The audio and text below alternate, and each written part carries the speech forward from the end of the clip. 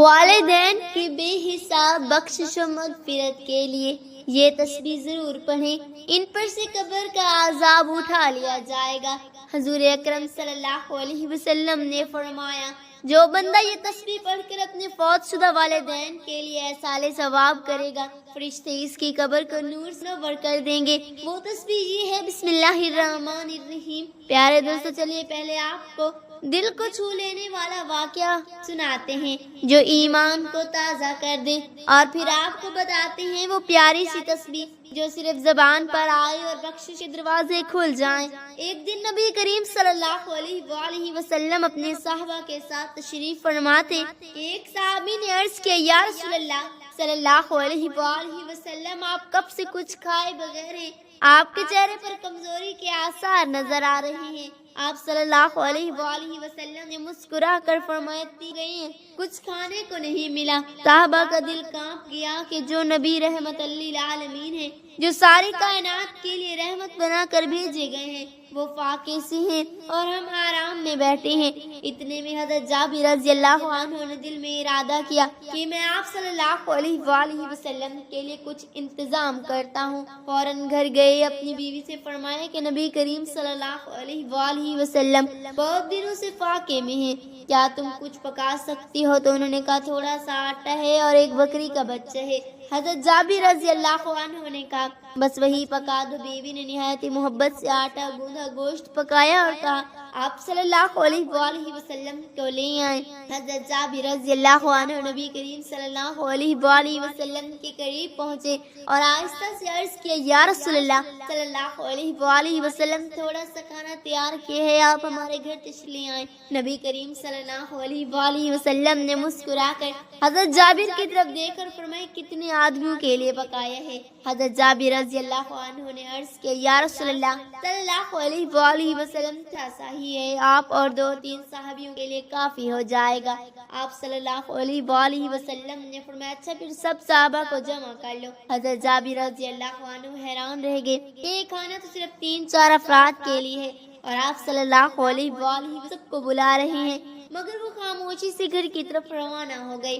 نبی کریم صلی اللہ علیہ وآلہ وسلم نے تمام صحابہ کو ساتھ لے لیا اور جابر رضی اللہ عنہ کے گھر پہنچے۔ جابر رضی اللہ عنہ نے گھبرا کر اپنی بیوی کو بتایا کہ نبی کریم صلی اللہ علیہ وآلہ وسلم سب صحابہ کو ساتھ لے آئے ہیں۔ بیوی گھبرا گئی کہ اتنا تھوڑا کھانا سب کے لیے کیسے کافی ہوگا۔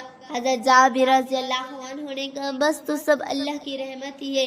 نبی کریم صلی اللہ علیہ وآلہ وسلم نے گھر کے دروازے پر پہنچ کر فرمایا کہ کھانے برتن سے نہ نکالو جب تک میں نہ آ جاؤں۔ پھر آپ صلی اللہ علیہ وآلہ وسلم نے برکت کی دعا فرمائی اور اپنے دست مبارک سے سالن اور روٹی نکالنا شروع کیا۔ ایک ایک کر کے صحابہ آتے گئے، کھاتے گئے، پیٹ بھر کر کھایا چلے گئے، مگر برتن کم ہی نہیں ہوتا نظر آتا، یہاں تک کہ سب صحابہ نے کھا لیا اور کھانے کے بعد بھی کھانا بچا رہا۔ حضرت جابر اور ان کی بیوی کی آنکھوں میں آنسو آ گئے۔ یہ منظر دیکھ کر آپ صلی اللہ علیہ وآلہ وسلم نے فرمایا، جابر، یہ اللہ کا فضل ہے جو تمہارے خلاص پر اترا۔ تم نے میرے لیے کھانا بنایا تھا لیکن اللہ نے اسے سب کے لیے کافی کر دیا۔ یہ واقعہ آج بھی بتاتا ہے کہ اگر نیت خالص ہو، دل میں محبت ہو، تو تھوڑا کھانا بھی اللہ کی رحمت سے سب کے لیے کافی ہو سکتا ہے۔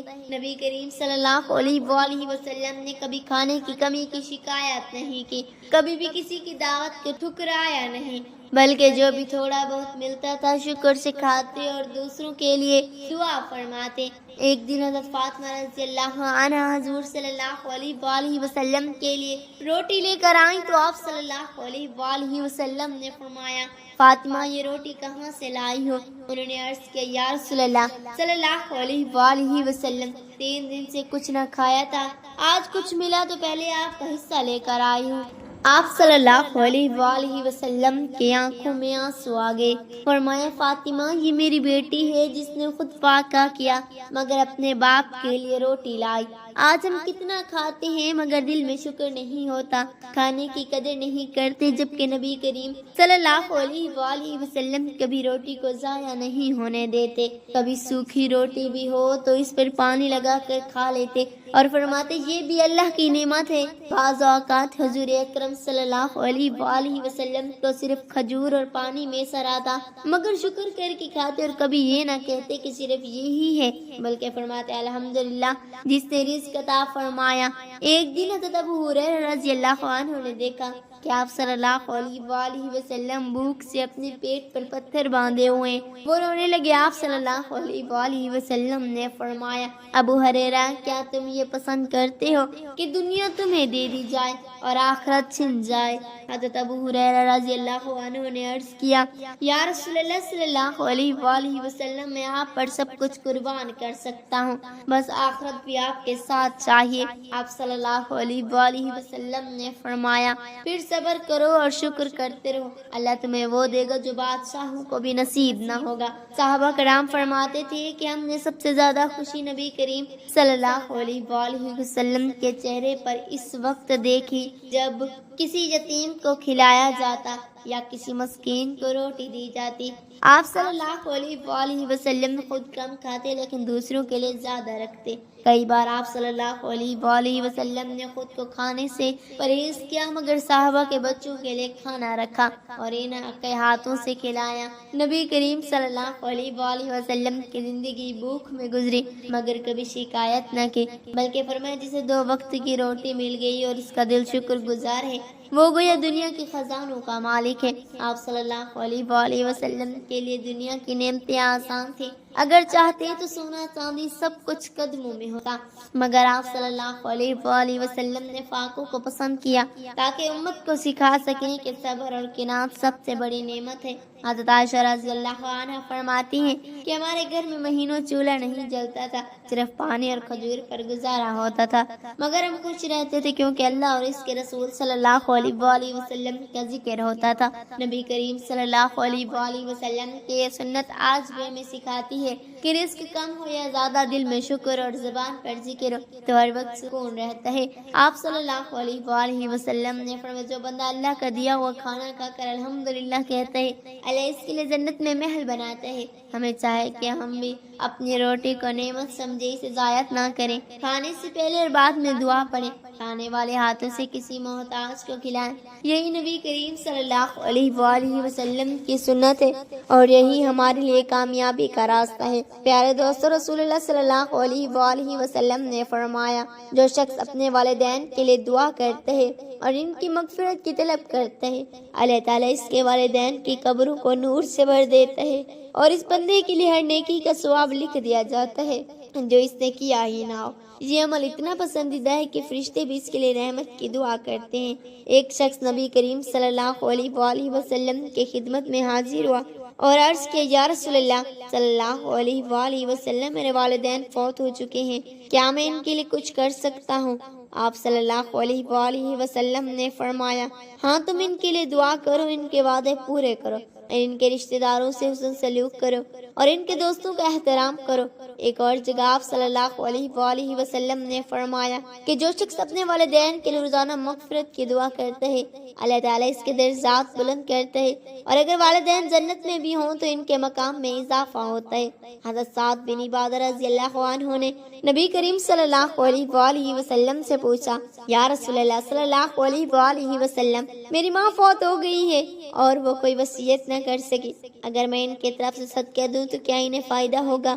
آپ صلی اللہ علیہ وآلہ وسلم نے فرمایا ہاں تو انہوں نے ہی فرمایا میں اپنا باغ ان کے طرف سے صدقہ کرتا ہوں۔ یہ واقعہ اس بات کی دلیل ہے کہ مرنے کے بعد بھی اولاد کے نیک اعمال والدین کے لیے فائدہ مند ہوتے ہیں۔ اسی طرح حضرت عبداللہ بن عمر رضی اللہ عنہما کے بارے میں آتا ہے کہ وہ ایک بدو کو اپنی سواری پر سوار کر دیتے اور اپنے پگڑی اتار کر اسے دے دیتے تھے۔ لوگوں نے پوچھا یہ بدو کون ہے؟ فرمایا یہ میرے والد کے دوست تھے اور نبی کریم صلی اللہ علیہ وآلہ وسلم نے فرمایا کہ والد کے دوست کا احترام کرنا نیکی کا حصہ ہے۔ ایک مرتبہ آپ صلی اللہ علیہ وآلہ وسلم نے فرمایا کہ تمہارے والدین تمہارے جنت کا دروازہ ہے اگر تم چاہو تو اسے ضائع کر دو، یعنی والدین کے ساتھ حسن سلوک اور ان کے لیے دعائیں کرنا جنت کے دروازے کو کھولا رکھتا ہے۔ آج ہم دنیا کی فکر میں ایسے الجھ چکے ہیں کہ والدین کے لیے دعا کرنا تو دور کی بات ہے، ان کے قبروں پر جانا بھی بھول چکے ہیں۔ بہت سے لوگ والدین کے مرنے کے بعد سمجھتے ہیں کہ اب کچھ نہیں کیا جا سکتا، حالانکہ اصل نیکی تو وہ ہے جو ان کے بعد کی جائے۔ تسبیح پڑھ کر والدین کو بخشوانے کا سب سے آسان طریقہ یہ ہے کہ روزانہ فجر کے بعد یا عشاء کے بعد تنہائی میں بیٹھ کر کم از کم 1 مرتبہ یعنی 33 مرتبہ سبحان اللہ، 33 مرتبہ الحمدللہ اور 34 مرتبہ اللہ اکبر پڑھ کر ان کے لیے مغفرت کی دعا کی جائے۔ آپ صلی اللہ علیہ وآلہ وسلم نے فرمایا، جو بندہ یہ ذکر اذکار پڑھے اس کا ثواب اپنے والدین کو پہنچائے، اللہ تعالیٰ اس کے والدین کی قبروں کو باغ بنا دیتا ہے اور فرشتے اس پر رحمت کی بارش کرتے ہیں۔ ایک روایت میں آیا ہے کہ جب انسان مر جاتا ہے تو اس کے اعمال کا سلسلہ رک جاتا ہے مگر 3 چیزیں جاری رہتی ہیں، ایک صدقہ جاریہ، دوسری علم نافع اور تیسری نیک اولاد جو اس کے لیے دعا کرے۔ اس حدیث سے واضح ہے کہ اولاد اگر نیک اور والدین کے لیے دعا کرتی رہے تو مرنے کے بعد بھی ان کی بخشش ممکن ہے۔ اس لیے بعض اولیاء فرماتے ہیں کہ ہم اپنے والدین کے روزانہ کچھ نہ کچھ نفل ذکر صدقہ یا دعا ضرور کرتے ہیں، کیونکہ وہ اب ہمارے محتاج ہو چکے ہیں۔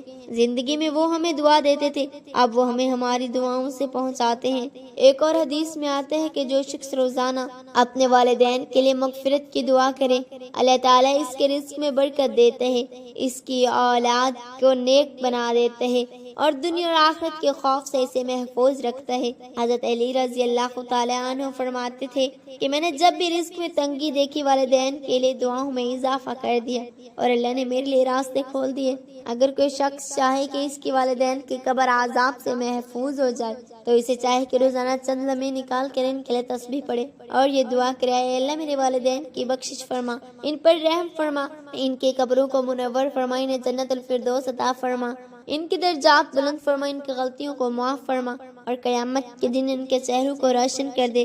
یقین جانے اگر ہم روزانہ صرف 5 منٹ بھی نکال لیں والدین کے لیے تو نہ صرف وہ بخشے جائیں گے، ہماری دنیا اور آخرت بھی سنور جائے گی۔ نبی کریم صلی اللہ علیہ وآلہ وسلم نے فرمایا کہ والدین کے لیے دعا کرنا احسان کے بہترین درجے میں شامل ہے اور یہ وہ نیکی ہے جو مرنے کے بعد بھی جاری رہتی ہے۔ بہت سے لوگ یہ سمجھتے ہیں کہ تسبیح پڑھ کے ثواب بخشنا بدعت ہے، حالانکہ نبی کریم صلی اللہ علیہ وآلہ وسلم کی متعدد حدیث میں یہ ثابت ہے کہ احصال ثواب کرنا جائز اور مستحب عمل ہے۔ امام احمد بن حنبل، امام شافعی، امام ابو حنیفہ اور دیگر تمام ائمہ نے اس پر اتفاق کیے ہیں کہ مرنے والوں کو زندوں کا احصال ثواب پہنچتا ہے اور دعا ذکر سے ان کی مغفرت ممکن ہے۔ والدین کے لیے تسبیح، درود، استغفار اور قرآن کی تلاوت کا ثواب بخشا جا سکتا ہے، بلکہ حضرت عائشہ رضی اللہ عنہا نے بھی اپنے بھائی کے لیے قرآن پڑھ کر ثواب بخشا اور نبی کریم صلی اللہ علیہ وآلہ وسلم نے اس کی اجازت دی۔ اس لیے ہمیں چاہیے کہ ہم روزانہ والدین کے لیے دعا کیا کریں، خاص طور پر اس تسبیح کے ساتھ سبحان اللہ، الحمدللہ، اللہ اکبر اور لا الہ الا اللہ پڑھا کریں اور ان کے لیے مغفرت مانگا کریں۔ ان کے ساتھ ساتھ اگر ممکن ہو تو ان کی طرف سے کچھ صدقہ بھی دیا کریں، کیونکہ یہ صدقہ ان کے درجات بلند کرنے کا سبب بنتا ہے۔ اگر آپ کے والدین زندہ ہیں تو ان کی خدمت کریں اور اگر وفات پا چکے ہیں تو ان کے لیے نیک اعمال کرتے رہیں، یہ ان کا سب سے بڑا حق ہے۔ یا اللہ پاک فلسطین کے مظلوموں پر اپنی خاص رحمت نازل فرما، ان کے دلوں کو صبر عطا فرما، ان کی حفاظت فرما، ان کے بچوں کو یتیمی سے بچا، ان کی ماؤں کے آنسو اپنی رحمت سے پونچھ دے۔ یا اللہ پاک کشمیر کے بھائیوں پر بھی اپنا کرم فرما، ان کے صبر کو قبول فرما، ان کی قربانیوں کو رنگ لا اور ان کے دن بھی عزت، امن اور آزادی کے بنا دے۔ یا رب العالمین، جنہوں نے شہادت پا ان کے درجات بلند فرما اور جنہوں نے دکھ سے انہیں دنیا اور آخرت کی راحت نصیب فرما۔ ہم کمزور ہیں، بے بس ہیں، مگر تیرے در کے سوالی ہیں۔ یا اللہ پاک ہمیں وہ دن دکھا جب مسجد اقصی آزاد ہو اور کشمیر کی فضا اللہ اکبر سے گونجے۔ آمین یا رب العالمین۔